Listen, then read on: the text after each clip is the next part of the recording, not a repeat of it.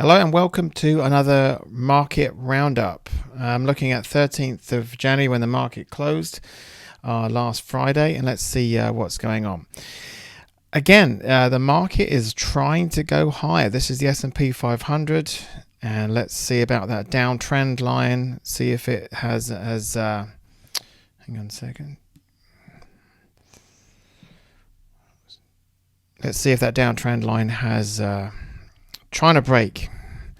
Let's have a look at it. It's been torturing us ever since my system said go to cash in March, which, by the way, you can see my proprietary system never gets it wrong. We've been in a bear market since March, according to that. Details at the end of this video, and you can see there's that downtrend line, and it looks like this. We're on the cusp of what could be a bottom. Could. So let's look around at other markets, see if we can tell us anything. Here's the zoom in. Here's the daily chart, and we've got some good volume here. The market looks stretched a little bit here, so this week it may need to just kind of consolidate a little bit or back off, which is a shame because it's right there. It has got some room to run. Looking at some other things that I look at here is the VIX, the volatility index is pretty low.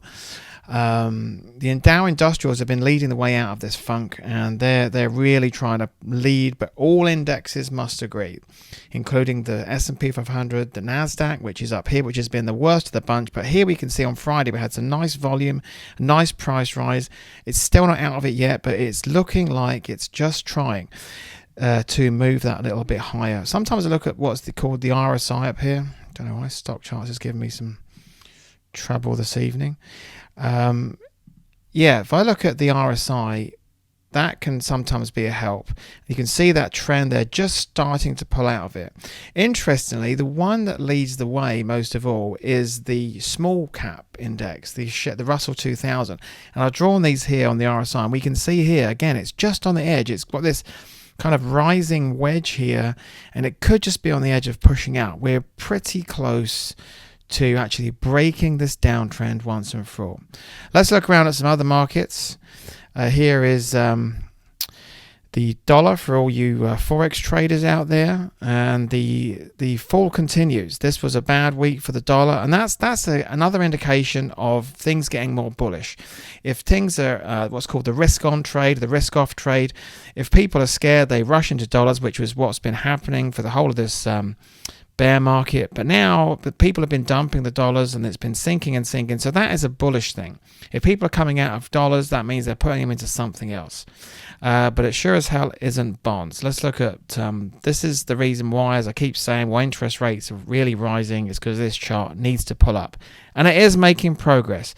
But the story of this year is going to be, are people going to start buying US bonds again? That's why they keep raising rates. Whatever they tell you, this is the reason. I've been saying this since this whole inflation narrative started. That was a temporary supply shock due to COVID. And this chart is telling you the truth. They're telling you it's inflation, and really the fact is nobody's buying US bonds. So they keep raising rates, hoping that people will. Starting to improve. Not yet. Copper, indication of the global economy, because it's used in just about everything. And as I said in the midweek update, things were going well, but it's had a great week for copper. Instead of what it typically would have done is hitting this downward rise, sort of downward 40-week moving average, it defied that, pushed above it on nice volume, and copper is showing signs of things turning bullish again. And remember, everyone's been going on about the recession this, recession that for a while now. Everyone has priced it in. Everyone's talking about recession, and it's very rare that the crowd gets it right. And so I think the big surprise of this year could be this recession that never comes or doesn't come as people expect. In any case, things are looking up.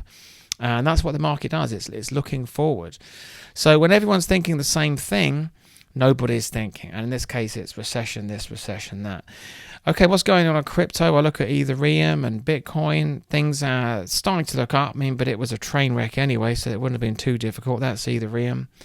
Let's also have a look at the housing market. As I explained on the housing market crash video, you can see that on Udemy.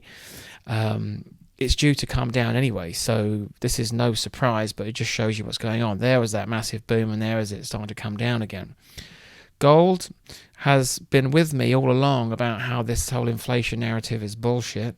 But now, just when inflation, everyone's saying it's starting to die, gold is rising again. So that's very interesting, because that is a kind of more of a bullish thing maybe.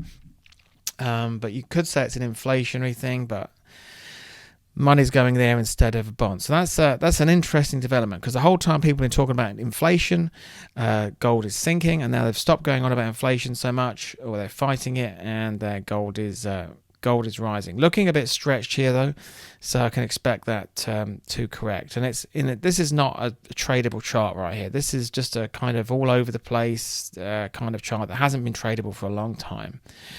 Oil. You've been seeing the prices at the pumps coming down, and here's why, because oil has got itself into this downtrend, and it keeps on chugging down, and so you can expect more of the same there. Here's what I look at occasionally, which is an indication of Middle America. It's the Cheesecake Factory, and this is a good bellwether stock to look at to see what the consumer is actually doing firsthand. And it's been pulling out of it, as you can see. It had a good week here, starting to rise up there. So there's lots of signs of light out there, and it's starting to look good. Hopefully get some confirmation of that this week. Let's check in with a couple of stocks, individual trades that I've been commenting on. Part of the you can see on the channel here, the trying to take $1,000, prove a point, and turn that into $1 million by doubling the money 10 times. So one of them in the portfolio right now is TQQQ. Let's zoom in on the daily for this so we can get a better picture of what's going on. This was a buy down here, as I've said. You can see recent videos of this when I've said on record that's a buy right there. And there's why. The volume spikes. And this one's just pushing higher. Really beautiful. This one already has almost doubled its money anyway, but we'll let it ride, because more than a double is great. We're just trying to get $1,000 into $1 million. The other one in the I'm pointing to is PCVX. And I pointed out midweek what a great support line that was right there, because during the day buyers are coming in pushing this one up. Sure enough, that got confirmed. Not a bad price point there either for entry, but that's the support line right there, 42.60. And this is an interesting looking one. Other ones I'll be looking at, RKLY. This is starting to come to life, and that is looking quite interesting. See this volume spike here. I want to see a bit more though, getting back above here, but this one could be bottoming on heavy volume. IRNT is another one, and again, similar story. Big volume, price coming back above this 50-day. This is definitely becoming more of a one to watch right here. So that is all for this week, and I will speak to you next time.